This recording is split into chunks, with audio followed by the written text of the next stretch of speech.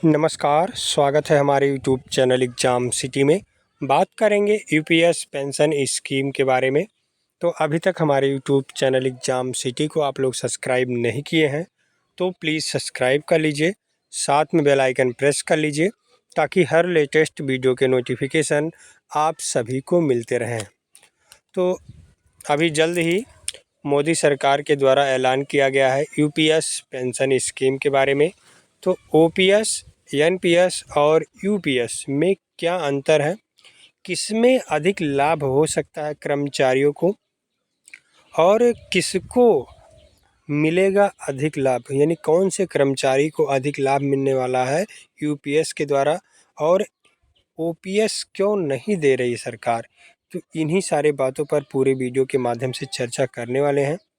तो पूरे वीडियो तक बने रहें और अच्छे से समझ लें और वीडियो को लाइक और शेयर ज़रूर करें ताकि ओपीएस, एनपीएस और यूपीएस में अंतर समझ पाएँ, क्योंकि सरकार की तरफ से एनपीएस और यूपीएस में ऑप्शन रखा गया है कि एनपीएस चुनना हो तो एनपीएस ले सकते हैं, यूपीएस लेना हो तो यूपीएस ले सकते हैं, लेकिन सरकार ओपीएस क्यों नहीं दे रही है ये जान लेना ज़रूरी है। तो आइए वीडियो शुरू करते हैं और सबसे पहले सभी में अंतर जानते हैं।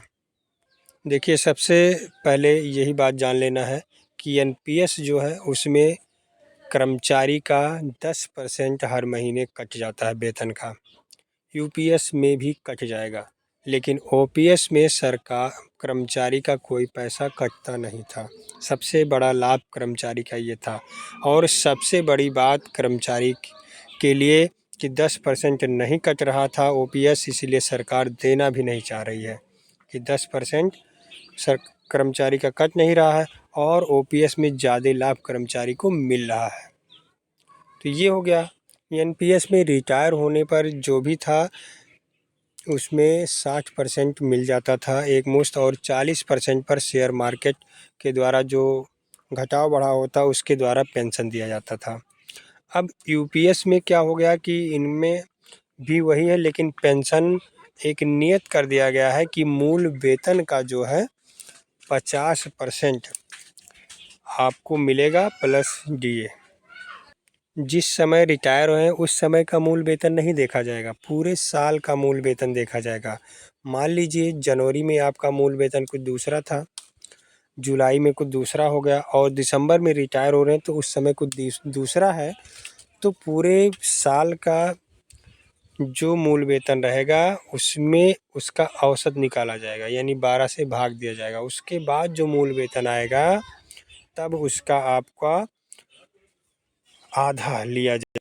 मान लीजिए पूरा औसत आपका बन रहा, जब रिटायर हो रहे हैं 25 साल से ऊपर के बाद, तो आपका बन रहा है जो मूल वेतन है 50,000, तो आपको मिलेगा 25,000 रुपये पेंशन प्लस डीए, जो महंगाई भत्ता है वो मिलेगा।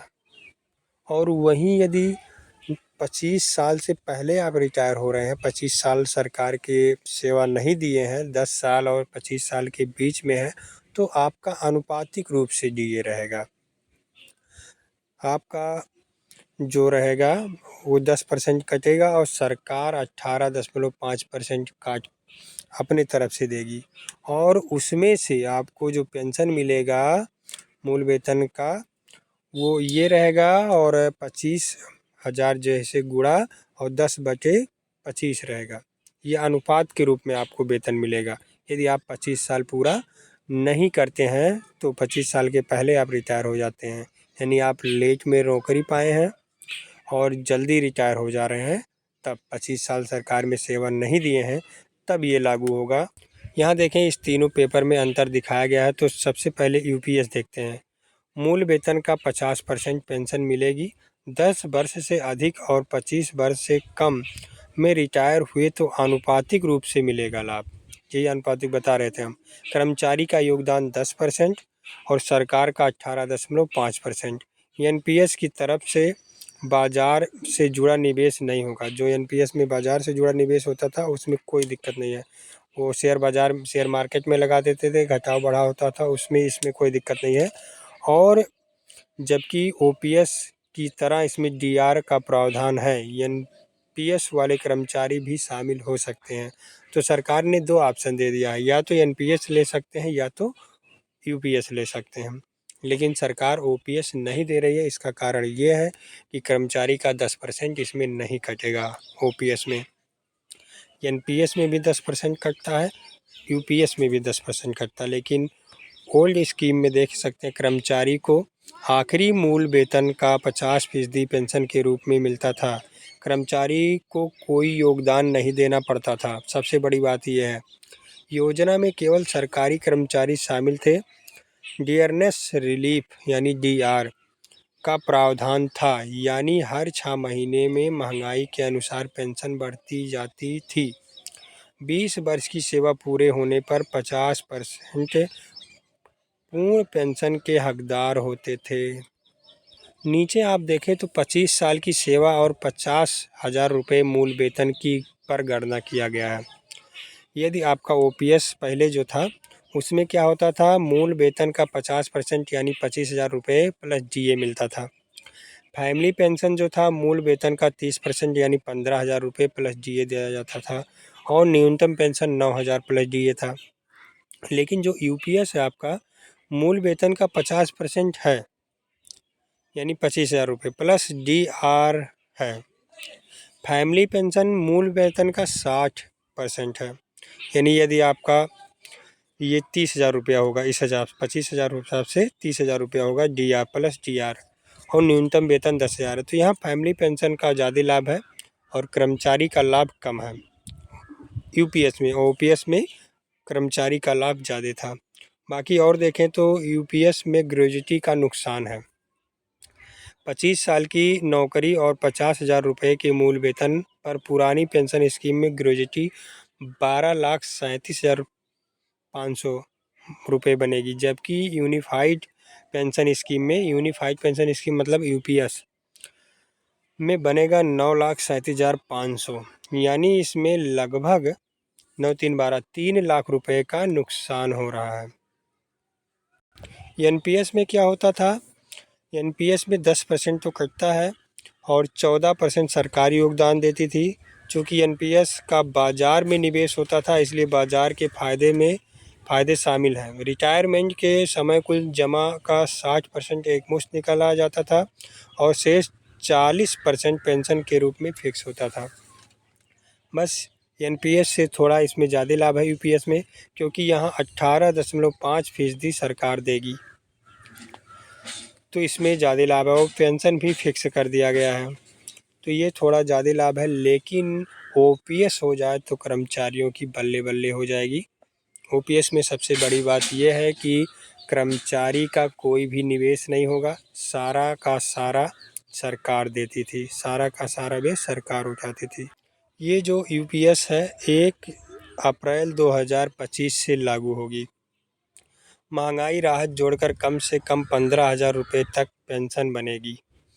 25 वर्ष की सेवा पूरा है तो ये देखिए, यदि कर्मचारी का औसत मूल वेतन 50,000 रुपये है तो इसमें 50% के तौर पर 25,000 रुपये प्रतिमाह पेंशन बनेगी। इसमें डीआर अलग से मिलेगा। 15 साल की सेवा है तो 25 साल की जगह 15 साल सेवा का अनुपात जो होगा 15/25 और ये मूल वेतन रहेगा। इस प्रकार से बनेगा। 10 साल की सेवा है तो 10/25, जितने साल की सेवा है उतने साल का अनुपातिक रूप से आपको मिलेगा। मूल वेतन का गुणा हो जाएगा उसी में, जैसे 25,000 मूल वेतन है गुणे 10/100, ये होगा आपका पेंशन मिलेगा। और कर्मचारी स्वतंत्र हैं, चाहे एनपीएस चुने या यूपीएस चुने, लेकिन ओपीएस का लाभ किसी को भी नहीं देने का प्रावधान है। बाकी एनपीएस से तो कुछ हद तक अच्छा है, ऐसा नहीं है, लेकिन ओपीएस लागू हो जाता है तो बहुत ही अच्छी खबर आ जाएगी। इसके लिए काफ़ी लड़ाई अभी लड़ना पड़ेगा। बस समझाने की बात यह है कि एनपीएस, यूपीएस और ओपीएस में आप लोगों को समझ लेना है कि कौन सबसे अच्छा है। सबसे अच्छा ओपीएस, उसके बाद यूपीएस, फिर एनपीएस। तो आशा करते हैं आप लोग समझ गए होंगे कि एनपीएस, यूपीएस और ओपीएस में कौन अच्छा है और किस में ज़्यादा लाभ है। बाकी ओपीएस क्यों नहीं दे रही सरकार, सबसे बड़ा कारण ये है कि इसमें कर्मचारी का कोई भी शेयर नहीं होता है, सारा का सारा भार सरकार के ऊपर जाता है और इसमें ग्रेजुटी भी ज़्यादा मिलती है और पेंशन भी ज़्यादा मिलता है।